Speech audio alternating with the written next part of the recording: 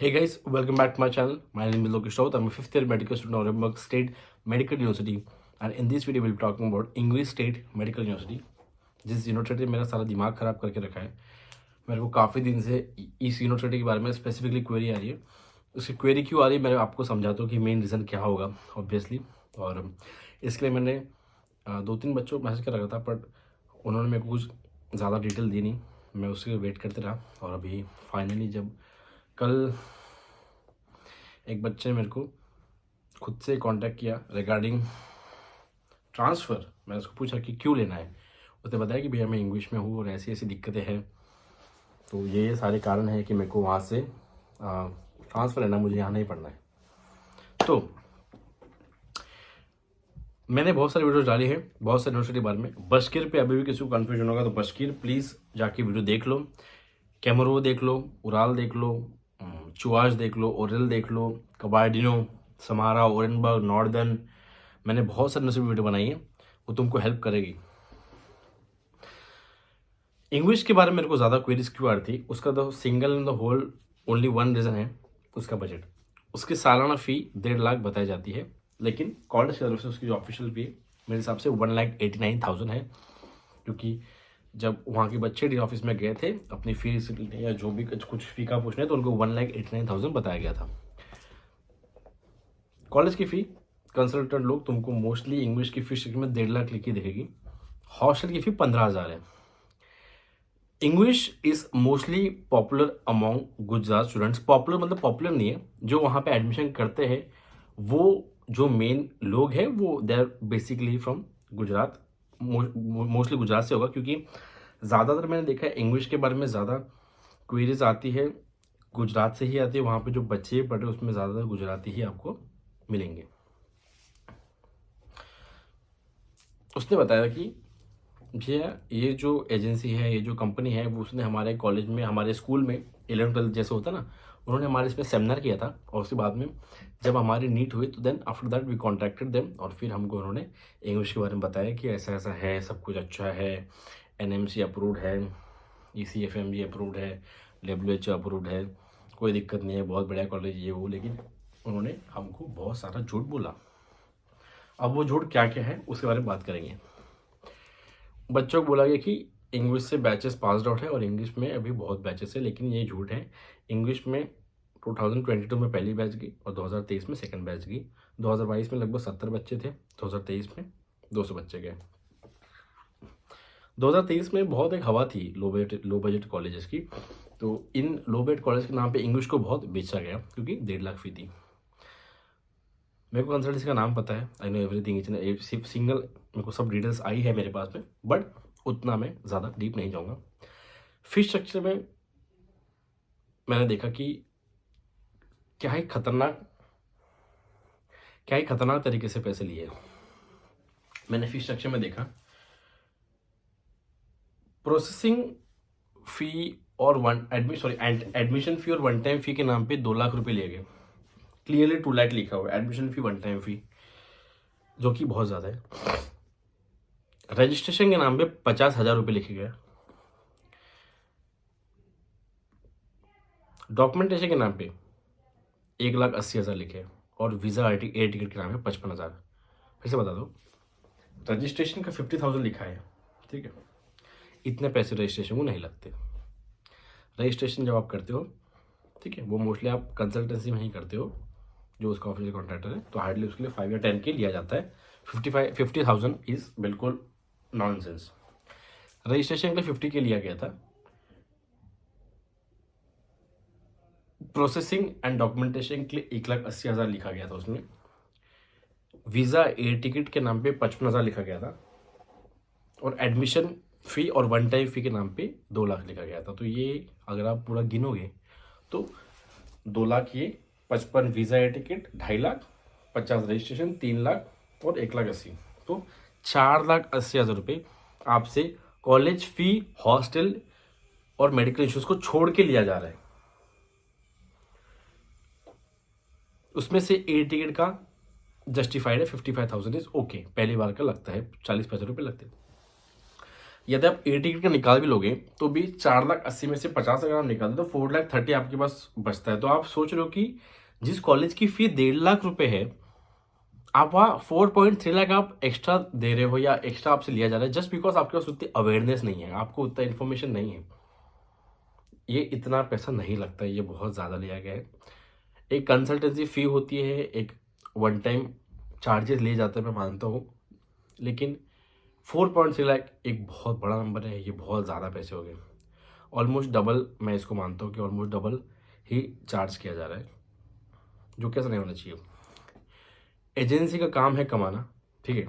हर बंदा जो भी who is working in this industry या जिसको भी एडमिशन करना है, वो कोई समाज सेवा नहीं कर रहे हैं। दे ऑल आर अर्निंग, उन सबको पैसे कमाना, they have to run their companies, उनको सैलरीज देनी है। बट एक एक वो होता है ना, एक लिमिट होती है कि आप किस हद तक आप बच्चों से पैसा ऐड रहे हैं, ठीक है। जहाँ कमाने का है आप उतना कमाइए, आप अपनी सर्विस दे रहे हैं, आप बच्चे का एडमिशन करा के दे रहे हो, आप उसका वीज़ा लगा के दे रहे हैं, आप उसका सारा प्रोसेस करा के दे रहे हैं, आप कॉलेज से बात कर रहे हैं, कॉलेज के टच में हैं, ठीक है, तो वो ठीक है। लेकिन इतना मेरे हिसाब से ये बहुत ज़्यादा हो गया। बच्चों को वहाँ जाके सारी चीज़ें पता चलनी है, ये तो बिल्कुल सही बात है। आप बच्चों से कब तक ये चीज़ छुपाएंगे? बच्चों को कभी ना कभी सच्चाई पता चलनी है। The moment the enter the college, उसके लिटरली 1 महीने बाद या 1.5 महीने बाद बच्चों को सारी चीज़ समझ आती है कि हमारे साथ क्या क्या हुआ है, कॉलेज में क्या क्या, क्योंकि सीनियर से उनको ये सब चीज़ें बताने लग जाते हैं। इंग्लिश एनएमसी अप्रूव नहीं है। जब उन्होंने एडमिशन लिया था तब नहीं थी, उनके सीनियर्स लिया था तब भी नहीं थी, लेकिन उनको झूठ बोला गया कि एनएमसी अप्रूव है, ठीक है।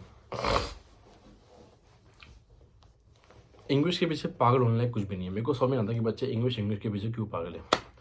ना वहाँ का एफएमजी पासिंग रेशियो बहुत अच्छा है, ना वो सिटी इतनी ज़बरदस्त है कि बहुत ज़बरदस्त सिटी है, ना उसके पास ऐसा है कि बहुत ज़्यादा पॉपुलेशन बहुत कम है उस सिटी की, ना ऐसा है कि बहुत ज़्यादा क्लिनिकल एक्सपोजर मिलता है। टॉप क्लास हॉस्टल्स या टॉप क्लास इंफ्रास्ट्रक्चर नहीं है, वैसा भी कुछ नहीं है। बस उसको लो बेड के नाम पे 1.5 लाख बच्चे को दिखा फी, और बच्चा पहले साल में सोचो जब आपको 1.5 लाख हो, 4.8 लाख ही है, 4.8 और 1.5 कितना हो गया, 4 5 से 6.3 लाख।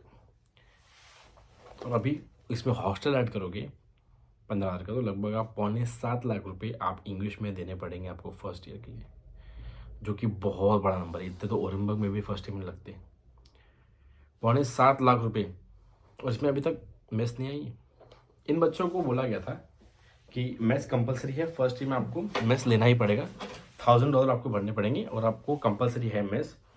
बच्चों ने $1,000 भरा, मतलब बच्चों को कंपलसरी किया गया, बच्चों ने पैसे भरे, एंड देन वहाँ जाके उनको ब्रेकफास्ट तो नहीं मिलता, लंच डिनर मिलता है, और जो कि उन बच्चों ने बोला कि सेटिस्फाइड नहीं है बिल्कुल भी, जितने हमसे पैसे लिए गए उसके हिसाब से खाना जस्टिफाइड नहीं है।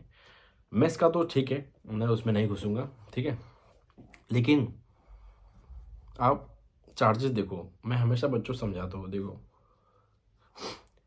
कॉलेज फ़ी होती है, एक हॉस्टल फ़ी होती है, और वीज़ा एक्सटेंशन मेडिकल इंश्योरेंस का पैसा होता है। जैसे मेडिकल चेकअप को 7,000 रुपये के आसपास लगते हैं, इंश्योरेंस को लगभग 6-7,000 लगते हैं, और वीज़ा एक्सटेंशन को 1,700 ऐसा या 1,900 रुपये ऐसे कुछ लगते हैं।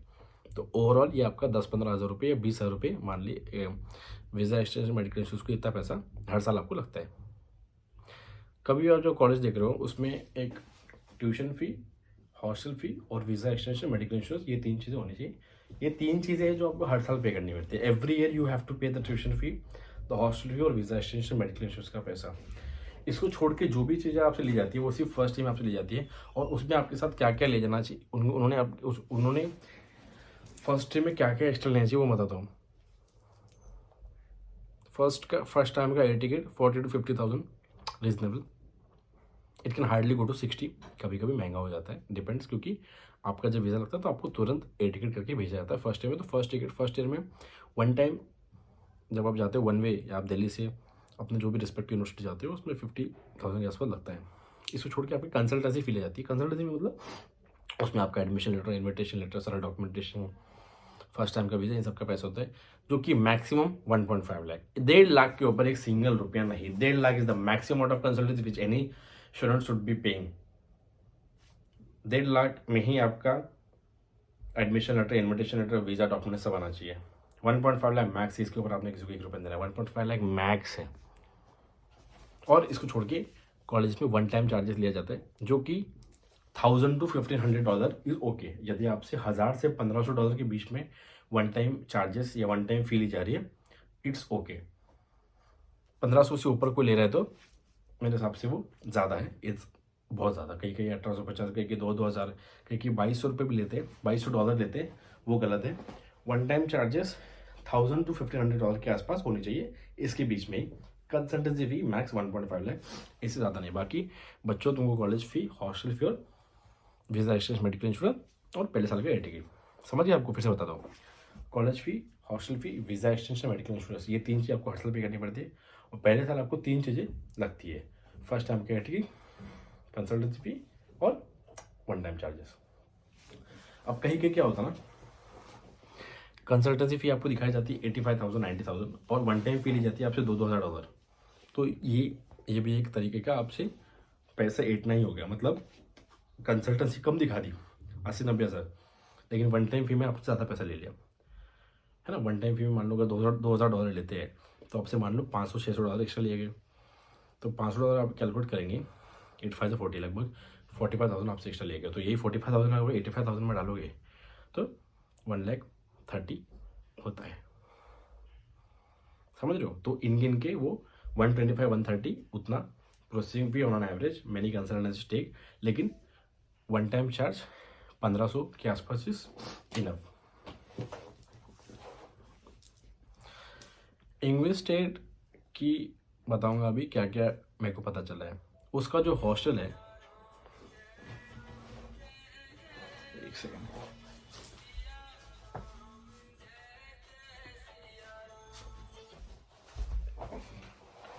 हेलो, हाँ हाँ बोलो बोलो। हम्म, मैं थोड़ी देर में करता हूँ, ठीक है। मैं वीडियो बना रहा हूँ, ठीक है। हाँ,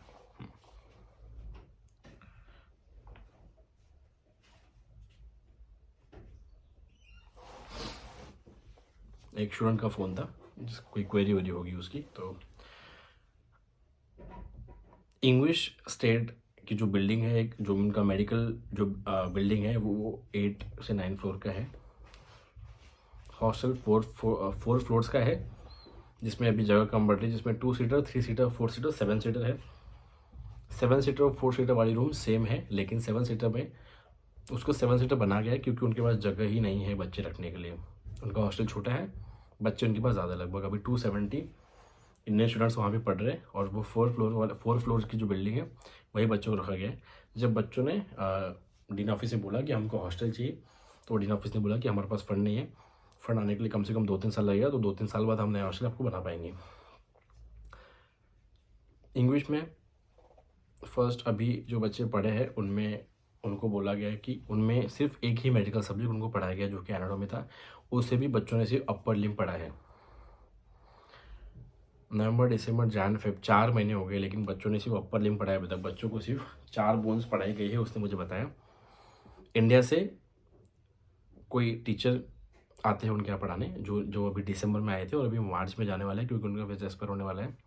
तो अब मुझे ये नहीं पता कि वो कब तक कंटिन्यू करेंगे, लेकिन जो भी वहाँ पे ऑथराइज पर्सन होंगे, उन्होंने इंडिया से टीचर बुलाया था एनाटॉमी पढ़ाने के लिए। लेकिन बच्चे बोल रहे हैं कि हमको सिर्फ बोन्स ही पढ़ाए गए, अपर लिम्ब या सिर्फ 4-5 बोन्स ही बताए गए, बाकी उसके ऊपर कुछ बताया नहीं गया। और एक भी मेडिकल सब्जेक्ट उसको छोड़ के हुआ नहीं है। बच्चों के लेक्चर्स लगते हैं chemistry, physics, maths, bio, psychology, इन सब चीज़ों के, लैटिन। उसने बोला कि ये भी जो भी लेक्चर देते हैं, इनमें से किसी को इंग्लिश नहीं आती। हमारे लेक्चर्स रशियन में होते हैं, और मेडिकल सब्जेक्ट के तो लेक्चर लगते भी नहीं। मेडिकल सब्जेक्ट इनको सिर्फ एक ही अभी तक एनाटॉमी पढ़ाया गया, जो मैंने बोला कि वो सर आए थे, पढ़ाया था। जो बच्चे लेट आए थे उनको कम पढ़ने मिला, जो बच्चे पहले आए थे उनको ज़्यादा पढ़ने मिला। और ऑलमोस्ट सारे बच्चों को उन्होंने, जो इंडियन टीचर आए थे, उन्होंने पढ़ाया। इंग्लिश में एजुकेशन से बोला कि बहुत ख़राब हालत है, बहुत ही कम लोग को यहाँ पे ऑलमोस्ट 9 के बराबर इंग्लिश आती है। इंग्लिश में और एक ये है कि आपको समर हॉलीडेज़ में घर हर साल आना ही पड़ेगा। यदि आपकी छुट्टियाँ लगती है, आपको कंपल्सरी इंडिया आना है, आप वहाँ हॉस्टल में नहीं रुक सकते। ये वहाँ का रूल है। मुझे नहीं पता ऐसा क्यों है, क्या है, लेकिन ऐसा है एंड दिस इज़ 100% ट्रू। इसके पहले मैं लास्ट टाइम मैंने चीज़ सुनी थी but I was not sure, but this year I am 100% damn sure. बच्चों को कोई भी वहाँ पे समर में रुकने नहीं दिया जाता है। वो सिटी पूरी पूरी खाली ही होती है क्योंकि उसकी पॉपुलेशन भी ज़्यादा नहीं है। एवरी ईयर आपको घर आना पड़ेगा और आपको किसी इंडिया में आके हॉस्पिटल प्रैक्टिस करनी पड़ेगी।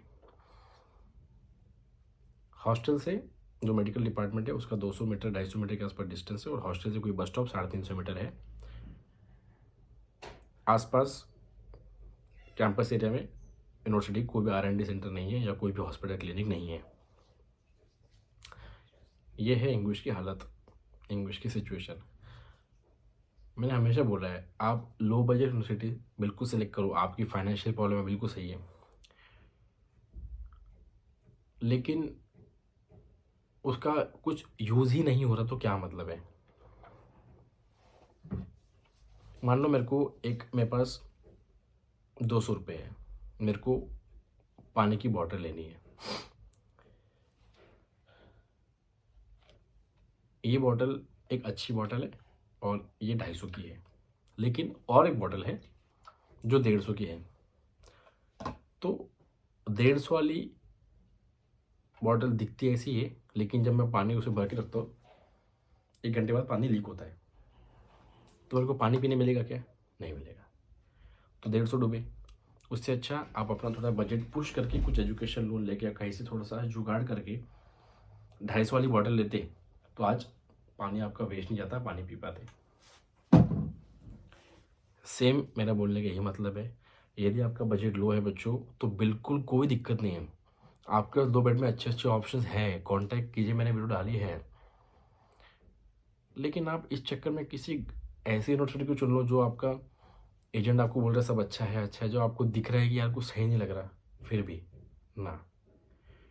1.5 लाख रुपए आप डाल रहे हो एक यूनिवर्सिटी में, 70-80 हज़ार रुपये ज़्यादा डाल दो। पहले साल में कितना पैसा आपसे लिया जा रहा है? 1.5 लाख को यूनिवर्सिटी फी आप पे कर रहे हो लगभग अराउंड 6.5 या 7 लाख रुपीज़, जो कि क्या ही नंबर है। इतना अनजस्टिफाइड, बिल्कुल अनजस्टिफाइड चीज़ है यार ये।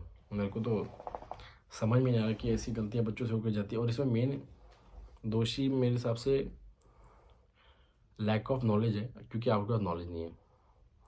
मान लो इन बच्चों के स्कूल में एक कंपनी आई थी, इन्होंने बताया और सारे बच्चे इनको कांटेक्ट किए क्योंकि उनको लगता है कि बताया होगा तो सही होगा, ये वो। ऐसा नहीं कि सारी चीज़ें गलत है, बट बच्चे खुश नहीं हैं। Most of them are trying to take a transfer. उसमें से आज एक बच्चे ने ट्रांसफ़र के लिए बोला कि भैया लेके, ऐसे बहुत सारे बच्चे इन्होंने बोला कि ट्रांसफ़र के लिए हम लोग अप्लाई करेंगे। तो मैंने बोला कि ट्रांसफ़र तो वैलिड ही नहीं है भैया। 18 नवंबर 2021 के बाद में जिनकी भी क्लासेस स्टार्ट हुई है, जिन्होंने भी एडमिशन लिया है, वो लोग ट्रांसफ़र नहीं ले सकते। आपको सोच समझ के यूनिवर्सिटी चूज़ करनी है। एक बार यदि आपने एडमिशन ले लिया मीन्स यू आर डन, आपको वही पढ़ना है 6 साल तक। यदि आपको कॉलेज चेंज करना है तो आपको फर्स्ट ईयर से फिर से फ्रेश एडमिशन लेना पड़ेगा किसी नए कॉलेज में। सोच समझ के कॉलेज चूज़ करो, किसी भी एजेंट की बातों में मत आया करो। मेरी एंड ऑफ मैं हर वीडियो के बाद में बताता हूँ कि मेरा इस पे क्या हो रहा है। ये देखो, ये मैंने जो बच्चों से बातें पूछी, जो मुझे इन्फॉर्मेशन मिलती है, मैं उसके हिसाब से वीडियो बनाता हूँ। मेरे को कोई भी यूनिवर्सिटी को डिफेम करने का मेरा कोई मकसद नहीं है। मैं चाहता हूँ कि हर university should be very strong and इतनी अच्छी होनी चाहिए कि MBBS रशिया कोई नाम ना रखे, कोई गाली ना देगी यार ये कुछ पढ़ाई नहीं होती है। ये ऐसी यूनिवर्सिटीज़ जहाँ ऐसी सब चीज़ें चलती है, कुछ अच्छा नहीं हो रहा, वो बहुत नाम डुबाती है इसका। और आई वांट कि बच्चे यहाँ आके पढ़े, अब्रॉड आए, सस्ते में अपनी MBBS करें, मन लगा के पढ़े, FMG नेक्स्ट एग्ज़ाम निकाले, डॉक्टर बने।